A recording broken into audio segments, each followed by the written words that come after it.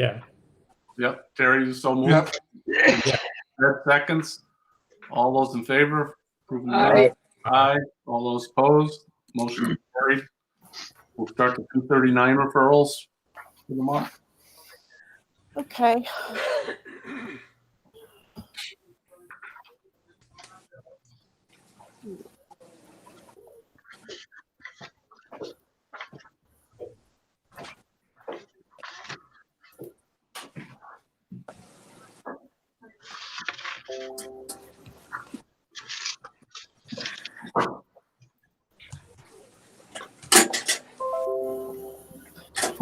Okay, so the first project is 20052V, the Shaker Museum in the village of Chatham. The referring agency is the Zoning Board of Appeals. The applicant is the Shaker Museum and Library located at 5 Austerlitz Street. It's an application for an area variance for building height.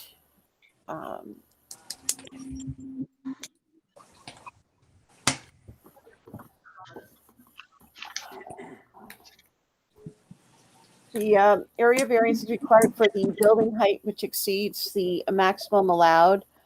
It's proposed renovation of an existing brick structure and construction of a new building. The maximum permitted height in the village is 40 feet, and they're proposing 45 feet. That's a typo on there, 34. It's 45 feet, 9.5 inches.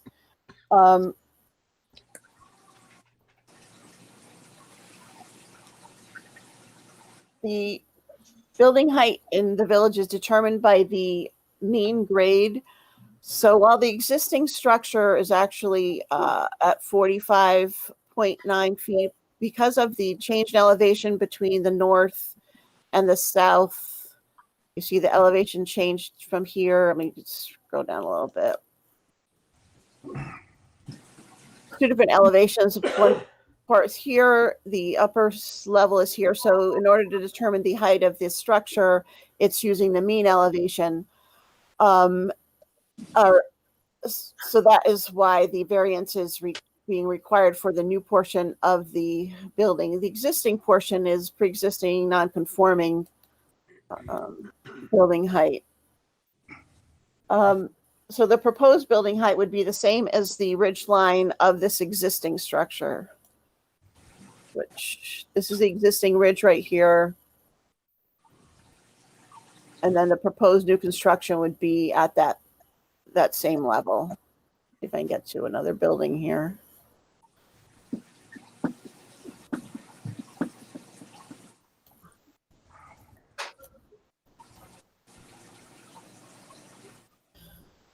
This is from the end. This is the existing structure. Then there would be the new section is over here.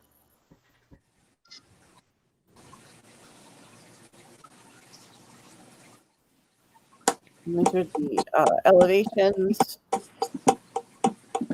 Another view with a glass connector between the existing structure and the proposed.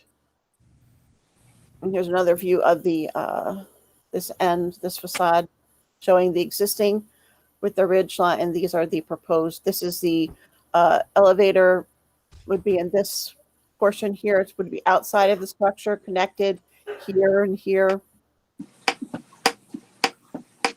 But this application is from the ZBA for the area variance for the height. If you recall, we saw this application was referred in 2019 for site plan review from the planning board.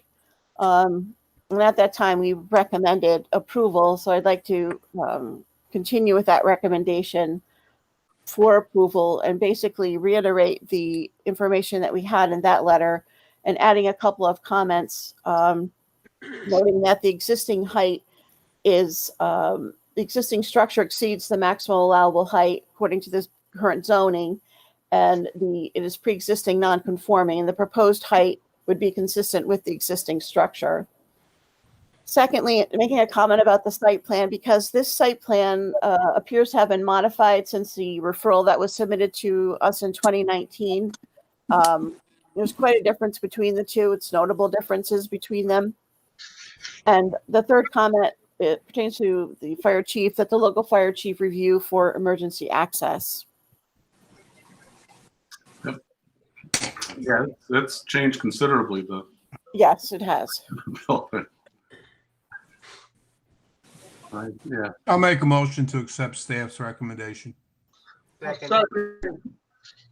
Who's the second? Hooky. A second. Cookie seconded. All those in favor? Aye. Aye. Aye. All those opposed? Motion carried.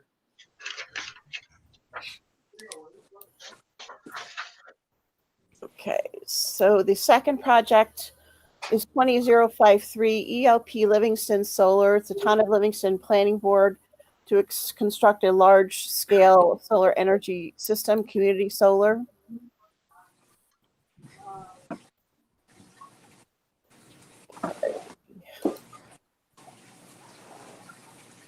So, Kip Road, right? what's that? Off of Kip Road. It's off of 9, right? This is Route 9 right here. It's Kip Road, right? It's on Kip Road. This is Right. Orchard Road right here. Yeah. Kip Road is in Greenport, Larry. This is Yeah. Stickles down here. Yeah. I don't know where Kip Road is in relationship to this. It's not. Kip Road project is in Greenport, Patrice. Okay. Yeah, we've seen a few ELP East Light Partners projects. This is, I think, is the third one that we've had from this company. But it's request for site plan review and special use permit for this large scale solar. It's 5 megawatts.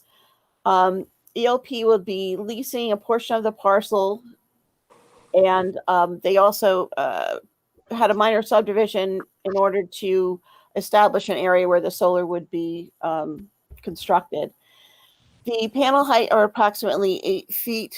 Let's get to another drawing here.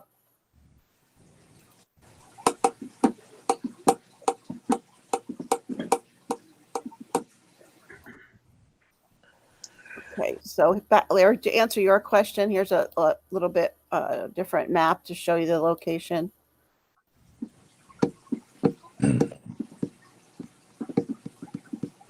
Here's Bell's Pond, intersection 9 and 23 right here. That's intersection we were just talking about. Yeah. So it's south of 9 from that intersection right here. Here's this location. Right by the state troopers. Correct. Oh, okay. All right. Right in front of the old tavern then. Yeah, I think so. Yeah, it's got to be. Do I think I have one showing. No, I didn't put that one in. Sorry. Okay, so let's go back to this other drawing here.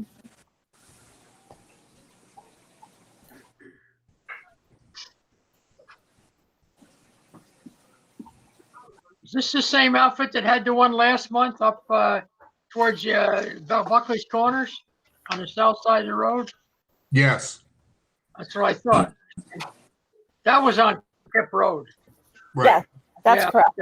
All right, I get you now. Yeah, this is a different one then. All right. Okay, so the existing vegetation on the perimeters to be maintained, and they're proposing some vegetation here along the front. The access road is proposed off of 9. Make it a little bit bigger so you can see that. There would also be equipment paths here, and you can see all of these are all these solar arrays.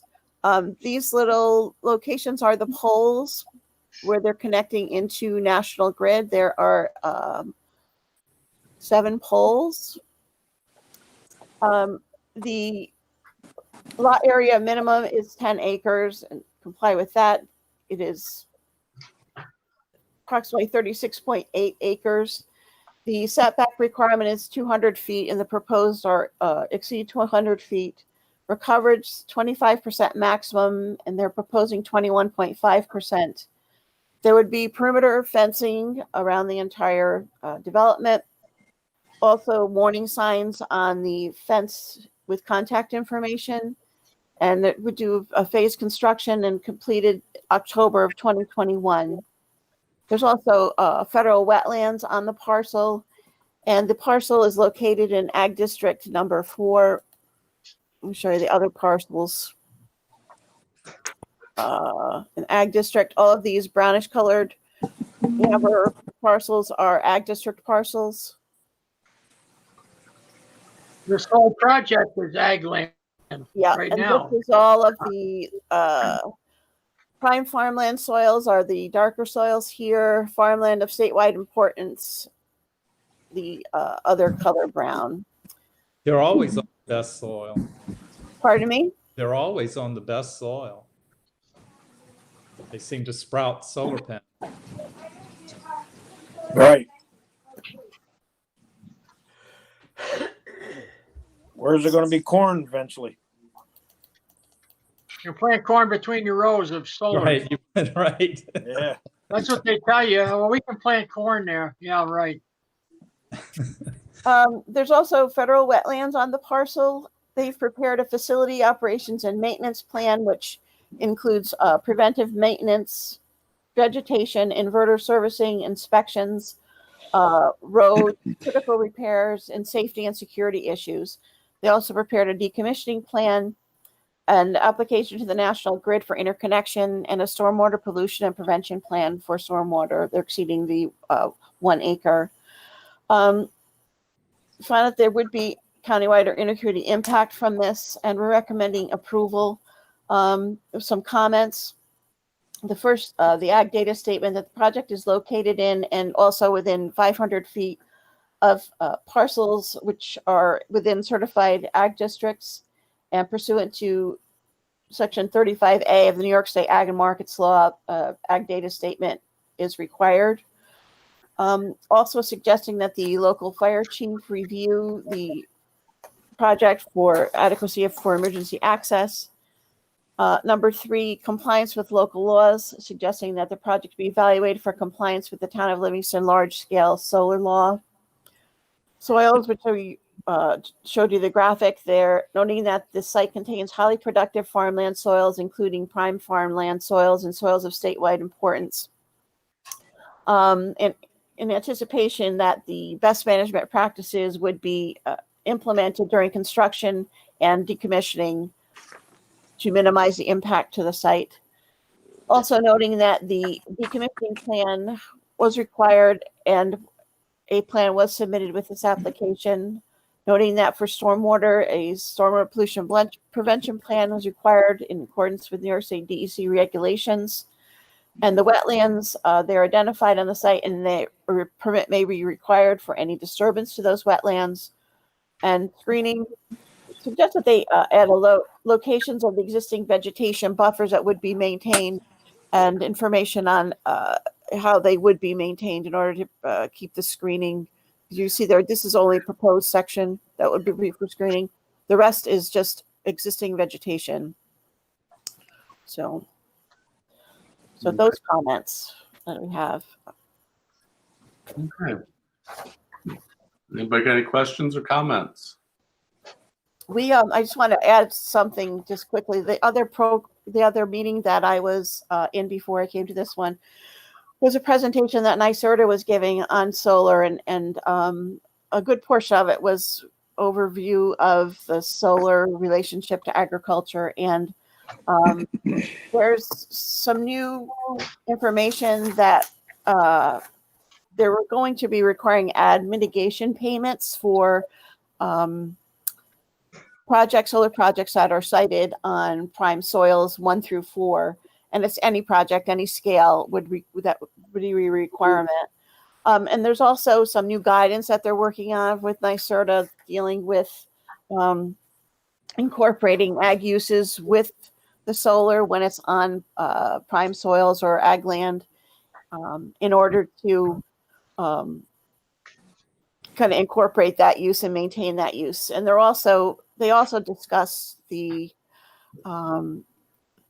idea that when ag land is taken out of ag use for a period of time, that it benefits the soil and the watersheds.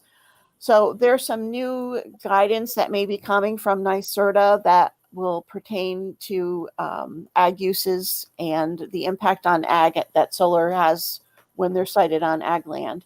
So we can look for that. But this ag mitigation payment is, I believe, if I understood him correctly, that it is in place currently. I'm not sure of how the procedure works yet, though, but I'll look into that and try to get more information. Yeah, I'd be curious how that works.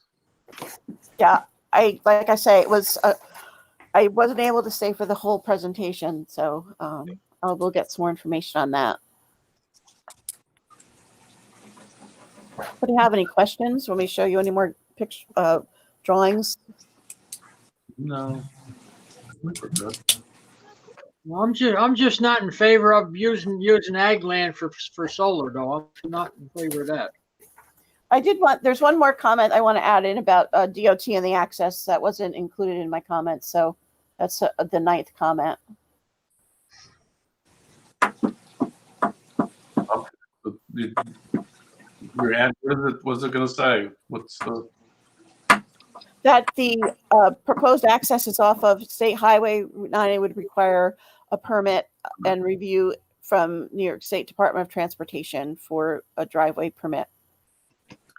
Okay. Any questions or comments? If not, we'll entertain a motion. Also move for approval. Is there a second? Steve, second. All those in favor? Aye. Aye. All those opposed? Motion carried.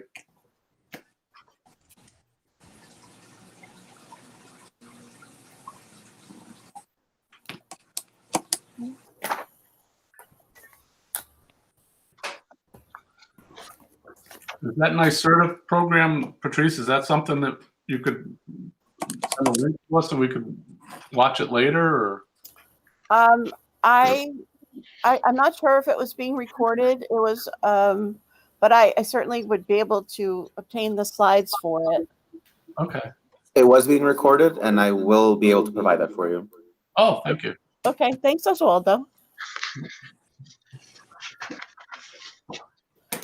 Okay, so the third project is 20054V.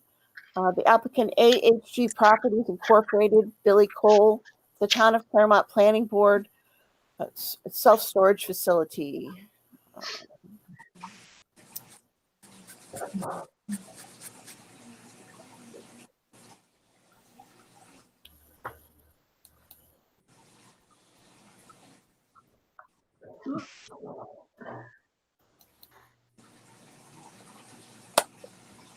Okay.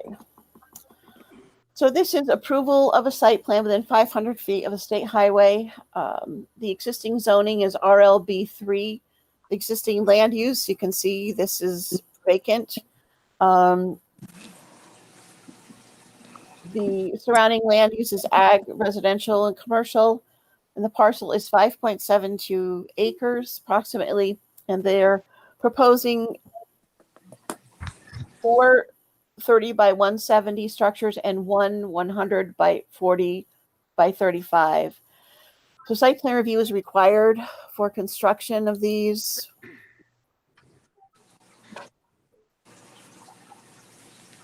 There we go.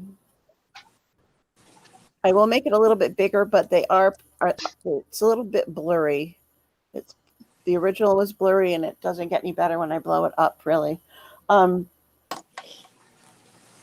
site plan review is required for construction of the steel self-storage units. There will be 4 rental and 1, the larger building right here would be used for private use. The others would be rented.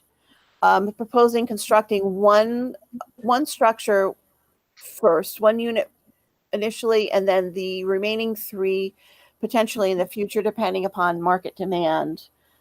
The units are there will be 156 units total, with 39 units per 39 storage units per structure.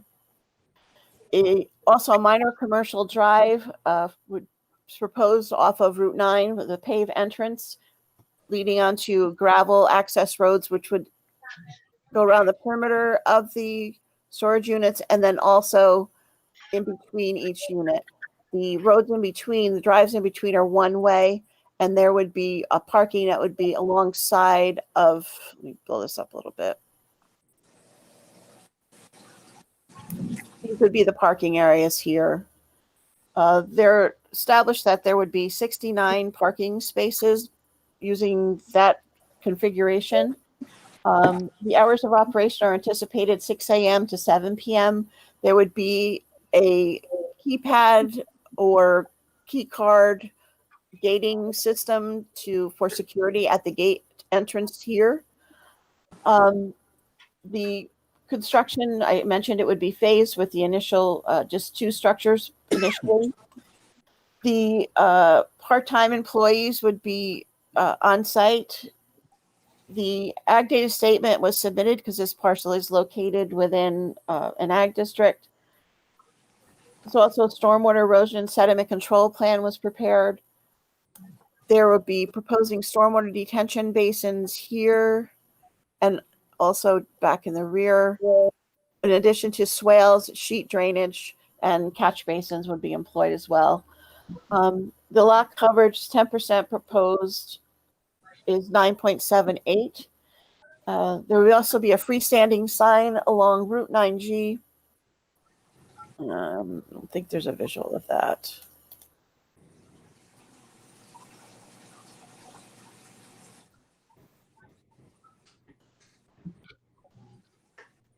This is the sign.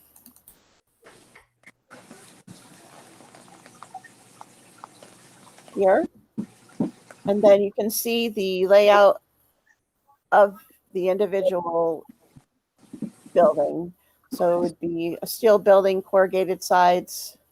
And then this is the floor plan of the storage units themselves, smaller ones on the ends and on this one side, and then the larger on the other side. You see the elevations, what they would look like. We didn't find that there was any countywide impact from this. We have a few comments noting that the parcel is within 500 feet of a farm operation. The parcel within Ag District number 4, so an Ag data statement is required and one was submitted. Second, New York State DOT that the applicant would be required to have a permit and approval from DOT for the proposed minor commercial driveway off of 9G. Also, fire chief review the site plan for adequacy of emergency access. And also knowing that the total number of units and the number per building, suggesting that there be a clarification because there's a little inconsistency between the numbers that are in the EAF. It cites 51 per unit, and on sheet CO4, it's listed as 39, and the application lists at 39. So there's a couple of inconsistencies as far as the number of units. So just suggesting that be clarified. Patrice, you mentioned there would be part-time employees on site. Any provisions for water and sewer for restrooms? No. I believe that there will be on site. They say part-time employees, but there isn't any office identified on the site plan. There's no water and sewer either. I don't think there's going to be anybody there that's going to be there any length of time. It's going to be more or less, self-service thing. That's what we were told anyway.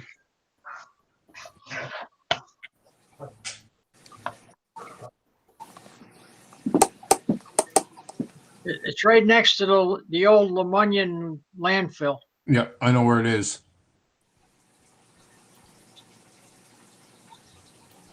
This is a separate parcel from the landfill, and this was more or less filled in with dirt. The elevation was brought up with dirt brought in, because it was a low area to start with. Been filled in over the last 3-4 years, 5 years maybe. Okay.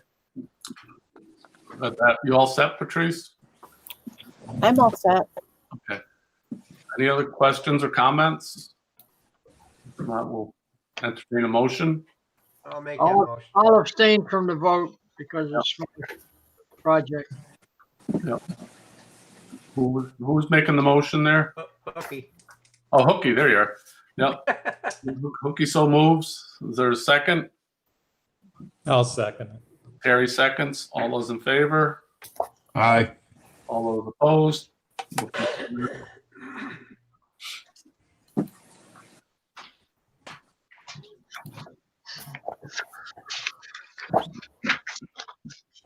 Okay, this brings us to the fourth referral. It's 20055B, Joseph A. Morrow, the Town of New Lebanon Planning Board, to establish an auto repair use, to approval of a site plan, and issuance of a special use permit.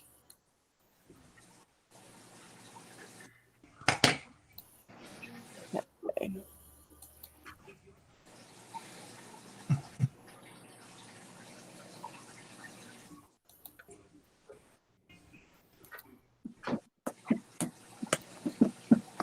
So this is the parcel.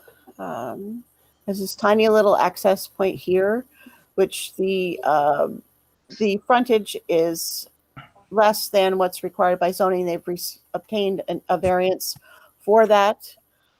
You can see here's the access, existing residential access off of 22, Route 20, excuse me. An existing driveway. There's a residential single-family residence on the parcel as well as the garage. So the site plan review and special use permit is required to establish the auto repair business in the existing garage building. Let's see. So a little site plan. So the house is located here. There's an industrial building adjacent, and then this would be the garage. So it's towards the rear. Here's the existing driveway that showed you off of 20. So the garage is on the rear of the parcel. They're proposing to locate the parking area on the side. And then the entrance is here with the garage door. Service would be by appointment only. No outdoor vehicle storage related to the auto repair business is proposed other than the day of service or if they're there for servicing. There will be no gasoline sales or motor vehicle sales proposed. It would be self-employment and no employees. The hours of operation are 8 a.m. to 6 p.m. And they're not proposing any restrooms in the garage, assuming he'll use his house or she'll use her house. There's no new construction proposed. There will be a maximum of 10 cars per day or week, depending upon the type of servicing that's being conducted. And as I mentioned, the parking area is on the side of the structure. There would be a proposed wall-mounted sign on right here on the front of the garage. And this is the customer drop-off area. We didn't find any countywide impact from this, just having two comments. The first related to access, that the applicant will need to receive approval from New York State DOT, potentially for any improvements that may be required for the change in use from residential to commercial and residential. Secondly, for frontage, noting that the application there is reference to the the landowner having made application to the ZBA for a variance which was granted for the frontage. Okay. So I guess they'll put the registered motor vehicle repair shop sign there too. That was always the interesting thing with the small shops, repair shops. I think legally it had to be readable from the road. But the few we did in Austerlitz, people didn't want them down by the road. But anyway, okay. So any questions or comments? I think it has to be posted on the front of the garage. but something about it had to be readable from the road or something like that, public access or something. There was some weird thing about it, Larry, that I remember people would get, one guy stuck it up in the tree out by the road. I remember him doing that. I have to post it, I guess, on the front. No, So do you want to add that as a, no, they can deal with that. That's not gonna, hopefully they can let it fall on the ground or something later on, maybe, or something. I don't know. But I'll anyway, make a motion, we accept staff's recommendation. thanks, Ed. Is there a second? Larry seconds. All those in favor? Aye. Aye. All those opposed? Motion carried.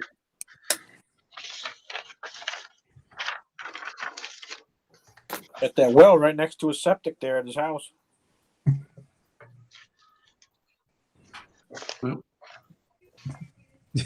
Yeah, really. 400 feet.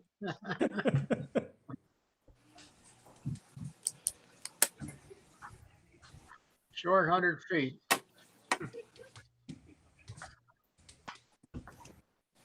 One way of filling the well up. Yeah, you got that right.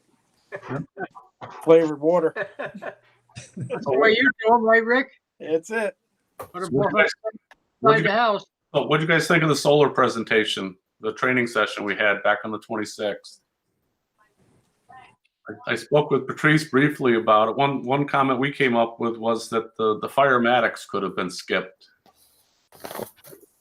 Or how to fight a fire on a house with solar panels. Yeah. I thought it was good. There, little by little, these presentations on solar are getting more and more detailed and providing a lot of additional information. I know the first one I went to, you basically said, yeah, they hook in here and that's it now. It is I thought it was really good. that was good too. Well, There is a problem, though. the presentations I was to earlier, and I sort of basically said that their model solar law that they have is very fluid. They keep adding to it and improving it and adding more guidelines. And so there's a lot of things that are in play and in development with the model solar law at the state level. So I also mentioned So this was geared more, I didn't see this. So it was geared more for residential use or these commercial things or both? I have the recording. I'm going to post it on our website and I'll let you know when that's up. Okay. So you could watch it with your board if you wished, or they could watch it on their own, it seemed to be more geared to like a residential, but there was some other interesting, like the decommissioning. We had heard that back at the original one that the young lady from Pace University, when she gave one of the first training programs, how decommissioning is not really technically legal. And one of the things that they're recommending is that you get the homeowner to put it in place rather than the municipality. I thought that was an interesting, that alone was worth the 2 hours of through. Pick up a tidbit like that. So. Yeah, there's a house on Jackson Corners Road that has some solar panels from probably about 1972. I don't think they work anymore, but they're still there. Still got to look at them. No, that's lawn decorations. Yeah, it is now. You got the frame, you got the wires. They could always update the panel. Well, they have about all it is a frame. There's no glass. On the Yeah.